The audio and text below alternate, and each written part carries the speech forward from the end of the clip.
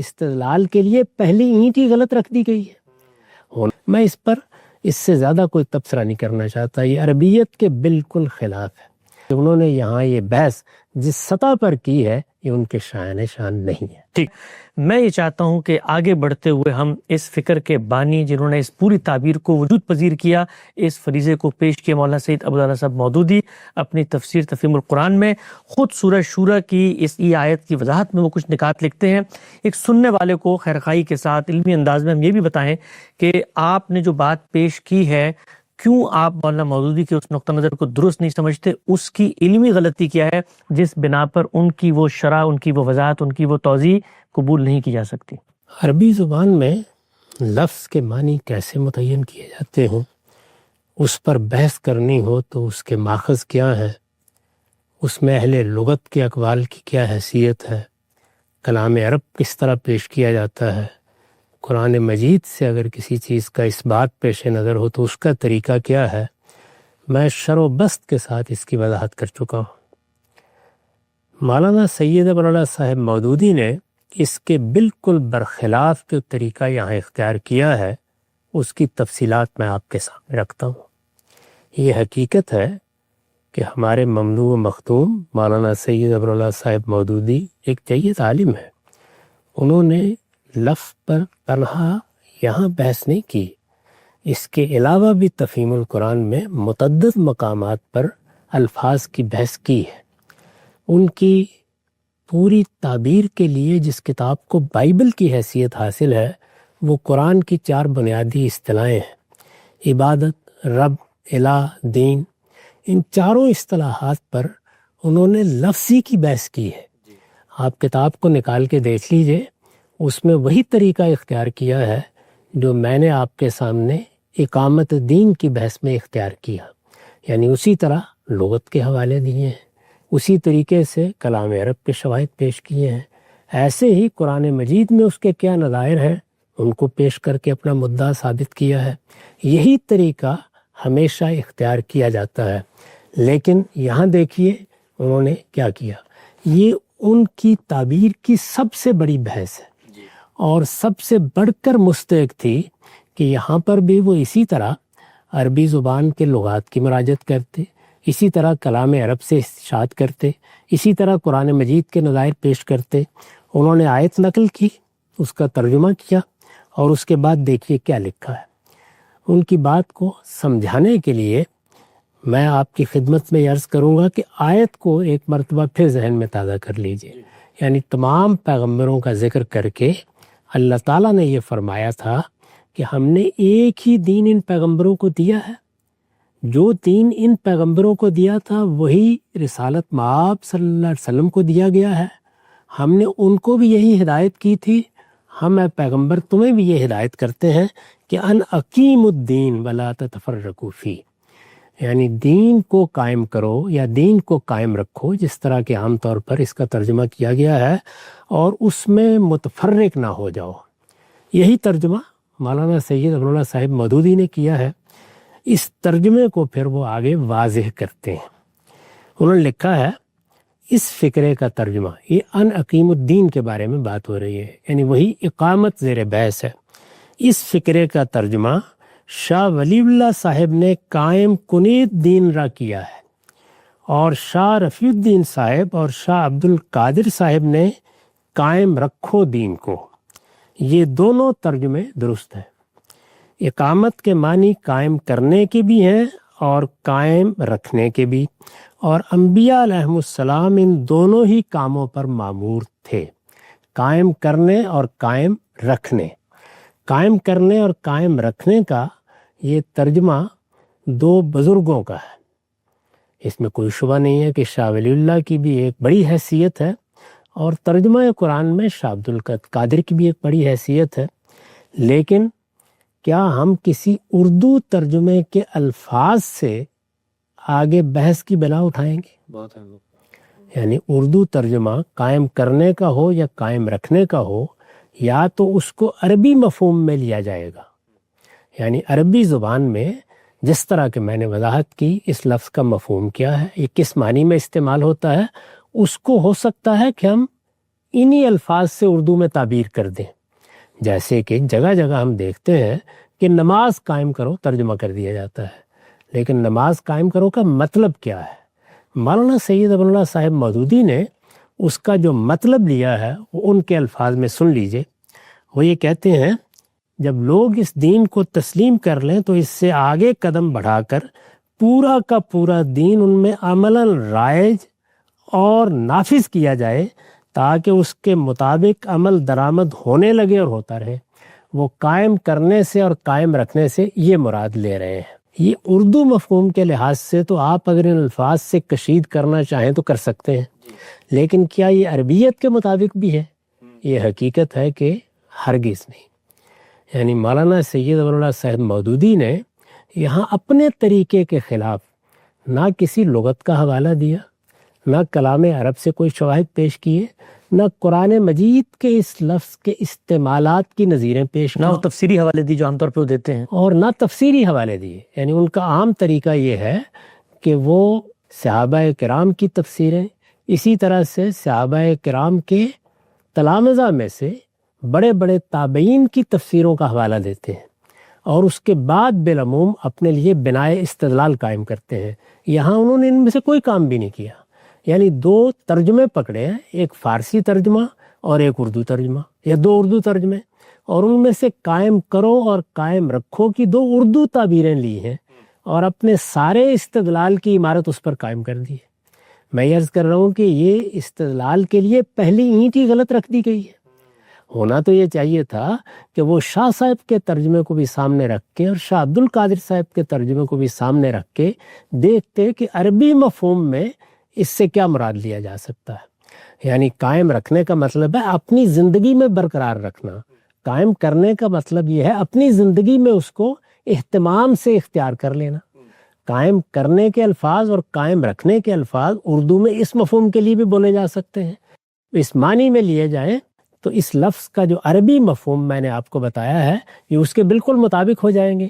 لیکن اگر آپ عربی مفہوم سے قطع نظر کر لیں اور ان دو لفظوں کو اردو زبان میں اختیار کر لیں اور پھر اردو زبان میں اس سے جو دوسرا احتمال پیدا ہو سکتا ہے اس کو سامنے رکھیں اور اپنے ذہن میں آپ نے اس کا جو مدعا طے کر لیا ہے اس کو پیش نظر رکھ کے تفسیر کرنا شروع کر دیں تو وہی چیز وجود میں آ جائے گی جو مولانا سید ابو اللہ صاحب مودودی نے یہاں وجود پذیر کر کے ہمارے سامنے رکھتی ہے. میں اس پر اس سے زیادہ کوئی تبصرہ نہیں کرنا چاہتا. یہ عربیت کے بالکل خلاف ہے. عربی زبان کا لغت اس کو قبول نہیں کرتا، کلام عرب کے شواہد اس کو قبول نہیں کرتے، قرآن مجید کے نظائر اس کو قبول نہیں کرتے. میں ان سب چیزوں پر تفصیل کے ساتھ بحث کر کے بتا چکا ہوں. پاس ادب مانے ہے مولانا سید ابو اللہ صاحب مودودی ہمارے جلیل القدر علماء میں سے ہیں. میں اس کے سوا کچھ نہیں کہنا چاہتا کہ انہوں نے یہاں یہ بحث جس سطح پر کی ہے یہ ان کے شان نہیں ہے. ٹھیک. اچھا ہم صاحب یہ بات تو واضح ہو گئی کہ ان کی بنائے استدلال کیا ہے، اور سننے والے بھی یہ سمجھ رہے ہوں گے کہ بنائے استدلال میں یعنی یہ ہو سکتا ہے کہ عربی لفظ کے ترجمے کی تعین میں کوئی عالم اختلاف کرے. خود آپ نے بہت ساری جگہوں پہ تفہیم القرآن میں انہوں نے جس طرح سے عربی کا استدلال پیش کر کے، لغت کے نظائر شواہد پیش کر کے، یا صحابہ کے آثار یا تابعین کے اقوال یا تفسیری جو آراء ہیں ان کو پیش کر کے ایک رائے پیش کی، اس سے بھی اختلاف ہوتا ہے. لیکن بنائے استدلال واضح ہوتی ہے وہ اختلاف ایک دوسری نوعیت کا ہے. وہاں پر ایک صاحب علم صحیح ماخذ تک جا کے غلطی کر رہا ہے. یہاں پر تو جو منہج اختیار کیا گیا آپ کے بقول، وہ منہج ہی اصل میں قرآن مجید کو سمجھنے میں رکاوٹ ہے.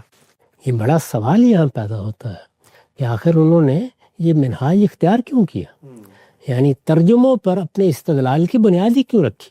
وہ یہ بتاتے کہ لغت میں تو یہ لکھا ہوا ہے، اس کے معنی یہ ہے، قرآن مجید کے استعمالات سے یہی بات معلوم ہوتی ہے، کلام عرب میں یہ اسی مفہوم میں استعمال ہوتا ہے. اگر وہ اس طریقے سے بحث کرتے اس بحث سے بھی اختلاف کیا جا سکتا تھا، لیکن وہ بنائے بحث ہوتی. یہاں تو یہ ہے کہ شاہ عبد القادر کا ایک ترجمہ لے لیا، اسی طرح سے شاہ رفیع الدین کا، اسی طرح شاہ ولی اللہ کا. اس ترجمے میں دو تعبیریں اختیار کی گئی ہیں، دین کو قائم کرو، دین کو قائم رکھو. قائم کرو کا وہ مفہوم لے لیا جو ان کی تعبیر کے لحاظ سے ان کے ذہن میں ہے، یعنی دین کو دنیا میں عملاً رائج اور نافذ کرنا.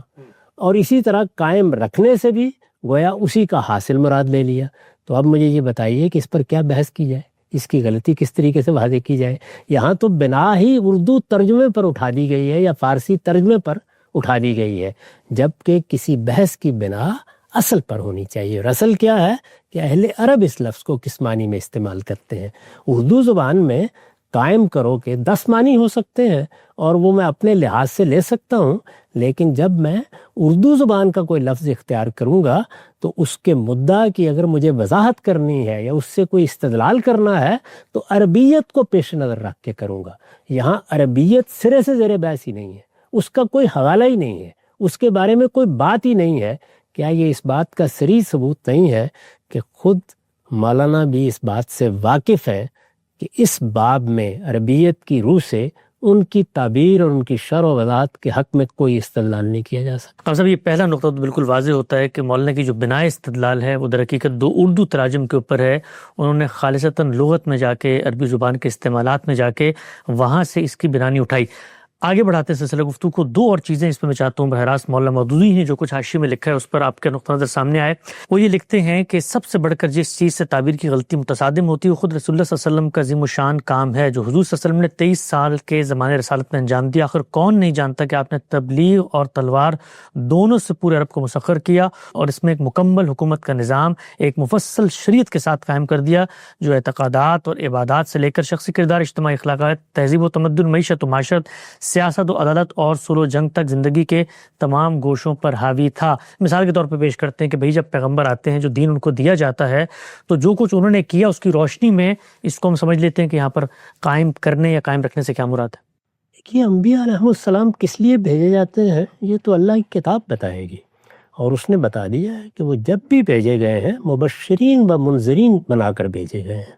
یعنی ان کے بھیجنے کا مقصد یہ ہوتا ہے کہ وہ لوگوں کو آخرت کے بارے میں خبردار کریں، لوگوں کو حق کی تعلیم دیں، اللہ کی ہدایت ان تک پہنچائیں، اور اگر وہ ان کی بات مانیں تو انہیں بشارت دیں کہ ان کے لیے آخرت کی کامیابی ہے۔ ٹھیک، انبیاء علیہ السلام کے بھیجنے کا مقصد خود اللہ تعالیٰ نے اپنی کتاب میں جگہ جگہ بیان فرمایا ہے۔ رسالت مآب صلی اللہ علیہ وسلم کے بارے میں بھی بیان فرمایا ہے، پہلے انبیاء کے بارے میں بھی بیان فرمایا ہے۔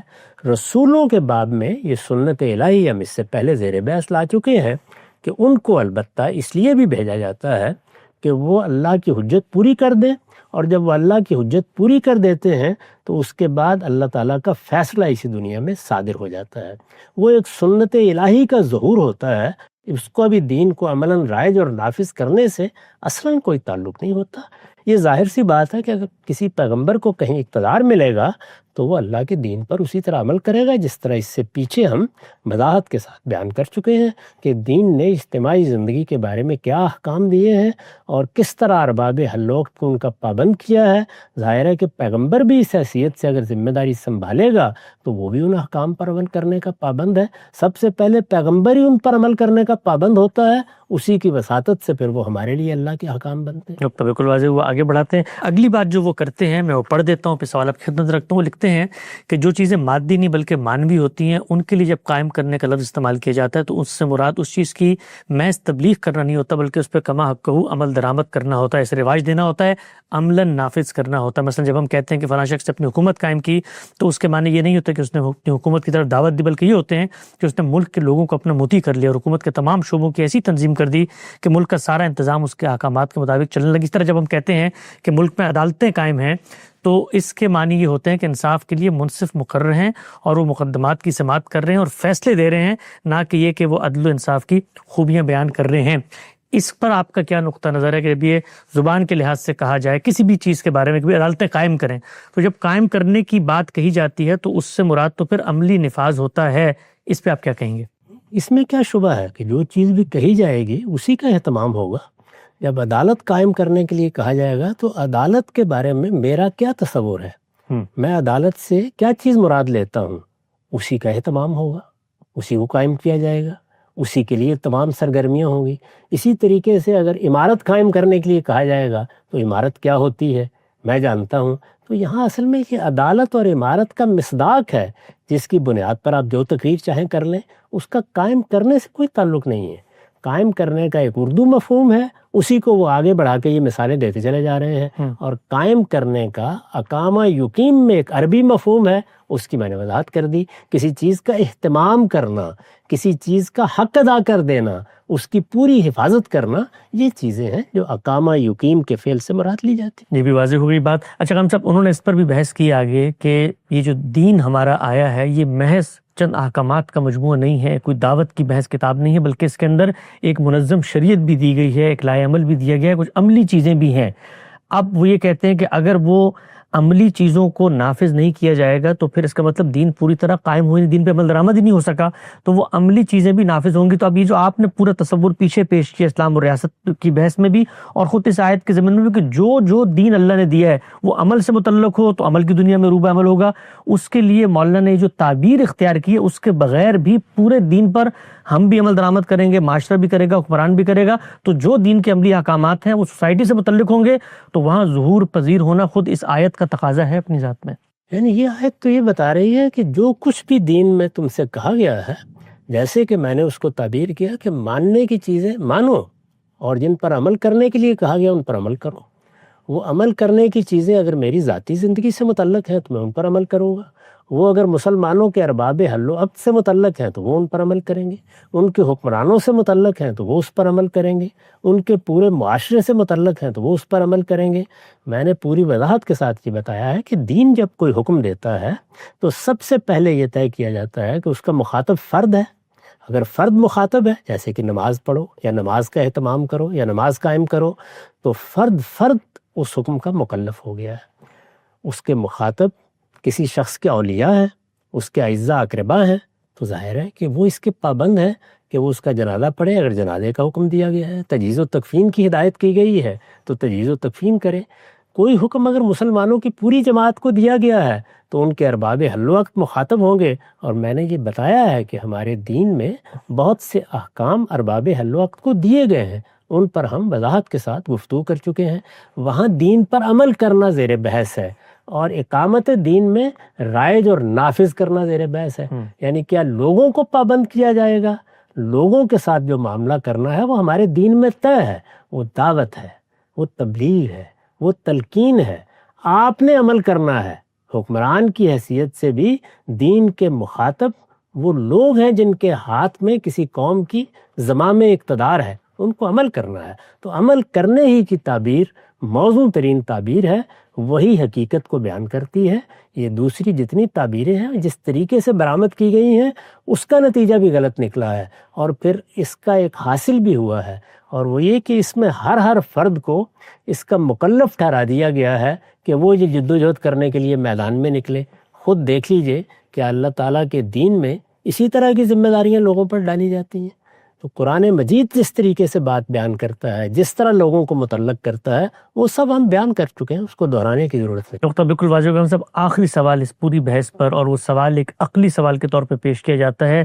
جو کچھ آپ نے بیان فرمایا گزشتہ نشست میں اقامت دین کے حوالے سے، کہا جاتا ہے کہ اس کو مینو ان تسلیم کر لیا جائے، تب بھی یہ سوال ایسا ہے کہ جس کی بنیاد پر دین کا جس وقت تک غلبہ نہ ہو، اس کو سماج میں، معاشرے میں، حکومت کی سطح پر نافذ نہ کیا جائے، اقتدار سالین کے ہاتھ میں نہ ہو، تب تک غامدی صاحب کی اس بات پر، اس تعبیر پر بھی عمل درآمد ممکن نہیں ہے جو قرآن کا مطلوب مطالبہ ہے کہ دین پر قائم ہو جاؤ، دین کو نصب العین بنا لو، دین پر پوری طریقے سے عمل درآمد کرو. کہا جاتا ہے کہ اگر معاشرے کے اندر، ریاست کے اندر سیکولرزم کا نظام ہو یا طاغوت کا نظام ہو، جہاں پر سود کو قانونی طور پہ جواز بخشا گیا ہو، جہاں پر بے حیائی کو، عریانی کو روکا نہ جا رہا ہو، جہاں پر منکرات جن کو دین منکرات کہتا ہے ان کے بارے میں حساسیت نہ ہو، تو ایسی صورتحال کے اندر جس دین پر مجھے عمل کرنے کا کہا گیا ہے، میں کیسے عمل کروں گا جب تک میرے ہاتھ میں نظام نہ ہو اور میں نظام کو تبدیل کر کے اس کے بعد اپنے دین پر عمل کر سکتا ہوں جو مجھ سے متعلق ہے.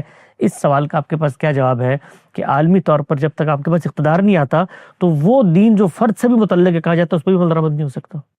فرد سے متعلق کیا چیز ہے جس پر عمل نہیں ہو سکتا؟ یعنی کون سا نظام ہے کہ جو فرد کو سود کھانے پہ آمادہ کر رہا ہے؟